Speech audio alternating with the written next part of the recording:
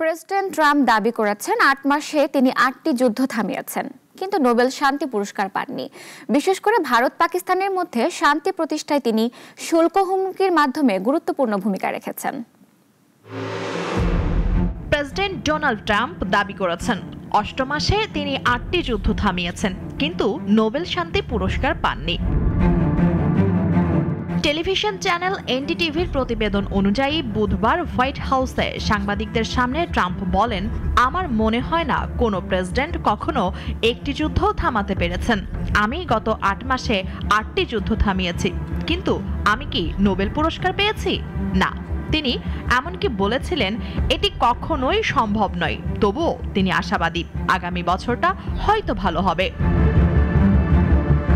Trump আরও বলেন, তিনি মনে করেন হয়তো লাখ লাখ মানুষের জীবন তিনি বাঁচিয়েছেন।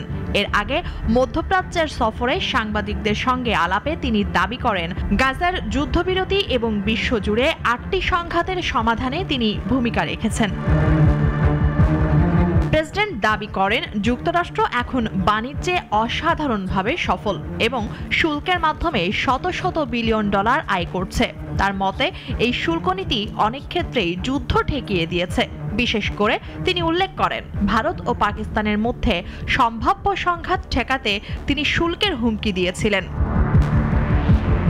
ট্রাম্প বলেন, যখন 7টি যুদ্ধ বিমান গুলি করে নামানো হয়েছিল তিনি উভয় দেশের নেতাদের সঙ্গে বাণিজ্য নিয়ে কথা বলেন এবং জানান যুদ্ধ না থামালে কোনো বাণিজ্য চুক্তি হবে না। তিনি দাবি করেন পরদিনই দুই দেশই যুদ্ধবিরতিতে সম্মত হয়ে উঠেছিল।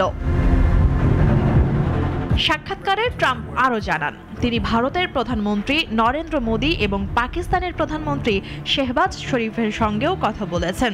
শেষের দিকে তিনি ভারতের জন্য নিযুক্ত নতুন মার্কিন রাষ্ট্রদূত সার্জিও গোরকে শুভেচ্ছা জানিয়ে বলেন সে দারুণ কাজ করবে। মুনিয়া জ্যোতি, নাগরিক।